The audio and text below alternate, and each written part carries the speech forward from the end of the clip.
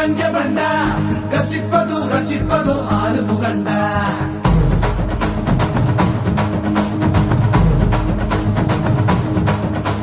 சிவன் மகன்டா பொன் மகன் எவன்டா கர்ஜிப்பது ரட்சிப்பது ஆறு முகண்டா அறுத்தவன்டா சூரன் உடல் இரண்டா பொங்கும் மலை சங்க தலை பதம் கொடுண்டா மதம் இரண்டா பச்சை மயில் வருண்டா சுடும் வினை கொத்தி துணை அது தருண்டா இணைப்பதுண்டா என்னை அணைப்பதுண்டா